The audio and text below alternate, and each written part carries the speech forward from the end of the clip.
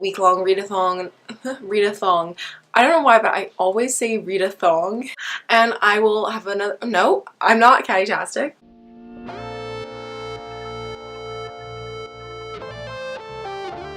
Hello there, it's Samantha. So today I'm coming to you with my wrap-up for the Biannual Bibliothon for the summer of 2018. So if you didn't know, the Biannual Bibliothon took place last week. The summer round, it is a biannual, obviously, week-long readathon, and it takes place in January and then also like July typically. And I always take part pretty much, apart from one time. And I took part this time as well, obviously, and I posted 4 of the video challenges. I actually had ideas for 6 of them, but I was just way too busy during the week, and I unfortunately was very unsuccessful on reading my TBR, which is a real shame. But if you're interested in checking out any of my videos for this week or any of the past biannual bibliothons, I actually have a playlist where I link all of my videos, so if you want to check that out, I'll link it down below, and then you can go and you can watch my journey from like January 2015 to now and see everything that I've done, all of the weird videos that I've made. I love the videos I make for the BiBib. They're always a lot more creative than my typical videos, so I like it because I get to be more creative. I absolutely love the Biannual Bibliothon. But anyway, on to the wrap-up. I was very unsuccessful this week because I put 4 books onto my TBR, but I was not strategic. I forgot to put on an audiobook, which is always a good one because I can listen to that while I'm getting ready, while I'm walking to work. But no, I forgot to put on an audiobook. So I had no audiobook to listen to. I also just put on a bunch of long books, like most of the books on my TBR were over 400 pages. Basically, I made mistakes. And then the cherry on top of that was that I was working on 4 out of the 7 days. So I actually had to work Saturday, Sunday, Monday, and Wednesday. And then on Thursday and Friday, I had family commitments. So I literally had no time to read on either of those days. So essentially, I just had Tuesday to read. And I actually managed to finish a book on that day. But yes, and that's also why there were not a lot of reading vlogs from the week. It was a bit of a mess, but I didn't realize how busy I was going to be. But you know what? It's fine. Anyway, I've been talking way too long. On to the actual wrap-up. So I actually managed to finish 2 books during the readathon, which is pretty impressive considering how busy I was. But one of the books I only had 60 pages left, so I just decided to finish that off before getting on with my TBR. And then one book that I read completed 2 challenges, and it's so bad. But anyway, I'm gonna go ahead and wrap up everything that I read. So the first book that I finished was the one that I only had 60 pages left of, and that was Fangirl by Rainbow Rowell. I was rereading this book because I had not read it since the booktubeathon of 2014, so it had been 4 years since I'd read it, and also like because I read it during a readathon, I read it all in one day. I couldn't remember it that well, but I decided to reread this book because if for some strange reason you do not know what this book is about, this book follows our main character Kath, who is a massive fangirl for this series called the Simon Snow series, which is essentially that world's version of Harry Potter. Like, it is literally Harry Potter, and she writes fan fiction for it. She is a huge fan fiction writer. There's actually a book that Rainbow Rowell wrote, which is this fan fiction and is so amazing. It's called Carry On, if you didn't know for some reason, but I feel like everyone knows.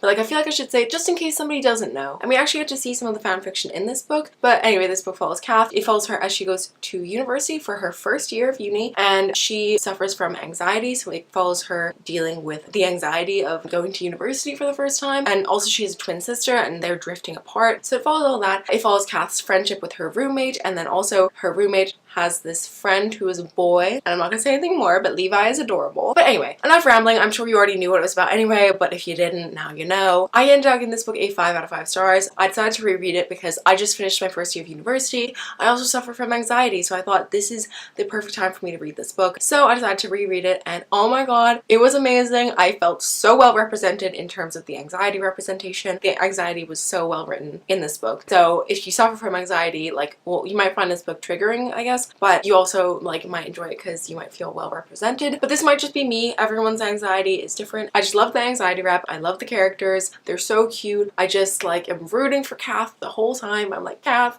you can do it. I'm not doing my words well today, but I just loved this book so much, and it was really great to reread it. I love the relationship in this book. I love the familial relationships as well. I think they're really interesting. Overall, I absolutely love this book. I gave it 5 out of 5 stars. It's fantastic, and you should read it. Yeah, this didn't complete any challenges, I don't think. But that's the first book that I finished. The second book that I read during the readathon, and the last book, was one that I started and finished, and this completed 2 challenges, which were to read a book that's been on your shelf for over a year, and also to read a predicted 5-star read. I actually have a video about my 5-star TBR predictions, so I'll link it up in the card if you want to go check it out. So to complete those 2 challenges, I read 3 Dark Crowns by Kendara Blake. This is the one book off of my TBR that I read. Nailed it. I enjoyed this book a lot.